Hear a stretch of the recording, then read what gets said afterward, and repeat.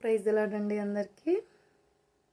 మనము చాలా తొందరగా అంటే ఎటువంటి స్థానం కలిగిన వారైనా, ఎంత గొప్ప స్థితి కలిగిన వారైనా, మనలో చాలామందికి అలవాటుగా ఉన్న పదం ఏంటంటే, ఆ అమ్మాయి బాగుంది, ఈ అబ్బాయి బాగున్నాడు, ఇతను బాలేరు అని మనలో మనం చాలామంది దానికి ప్రాముఖ్యత ఇస్తూ ఉంటాము. అయితే దేవుని వాక్యపరంగా మనం చూసినప్పుడు మనిషి తనకు తను రూపుదిద్దుకొని బయటకు రామని అంటే ఎవరైనా అసలు బయటకు వస్తారా అండి? ఎలా అంటున్నానంటే, చెరిపేసి మళ్ళీ చేసుకొని మళ్ళీ చెరిపేసి పక్క వాళ్ళని చూసి నేను ఇంకా బాలేను, ఇంకా బాగుండాలి, ఆమె కంటే ఇంకా బాగుండాలి అని చెప్పి మనిషి తృప్తి లేకుండా గర్భంలోంచి అసలు బయటికే రారు. ఎందుకంటే మనుషుల గుణము, మనుషుల స్వభావం అలాంటిది. అయితే ప్రభు మనకు రూపాన్ని ఇచ్చినప్పుడు, మన తల్లిదండ్రుల నుంచి మనము రూపం దాల్చి బయటకు వచ్చినప్పుడు, మనం ఎవ్వరము కూడా మన రంగు కానీ మన రూపు కానీ మనంతటా మనము నిర్ణయించుకున్నది కాదు కదా.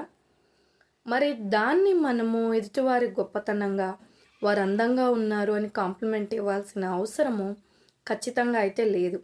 నువ్వు తెల్లగా ఉన్నావు అని కాంప్లిమెంట్ ఎవరైనా ఇచ్చినా, నువ్వు అందంగా ఉన్నావు అని ఎవరైనా మీతో అన్నా, మీరు పొంగిపోవాల్సిన అవసరము అంతకంటే లేదు. ఎందుకంటే దానిలో రూపాయి కాదు కదా, పావలా కాదు కదా, పైసా వంతు భాగం కూడా నీ గొప్పతనం లేదు.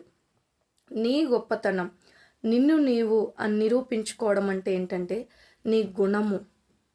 నీ గుణము 10 మందిలో ప్రత్యేకంగా ఉందా, 100 మందిలో ప్రత్యేకంగా ఉందా, లేదు ఒక గొప్ప స్థితిగతి కలిగి ఉందా, అది కేవలము మన గొప్పతనం. అది కేవలము మనల్ని మనము మాస్టర్ పీస్ అనేటట్లు చేసుకునేది.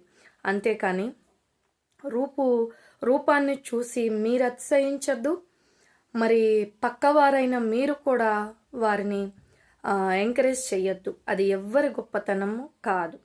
కనుక అనవసరమైన వాటిని వ్యర్థమైన వాటిని మనం లక్ష్య పెట్టి మనుషుల గుణగణాలు చూసి మనం ప్రవర్తించి మన జీవితంలో మనం ముందుకెళ్ళినట్లయితే సమాజము మారుతుంది, మరి మన స్వభావము మంచి స్థితిలోనికి వెళ్తుంది.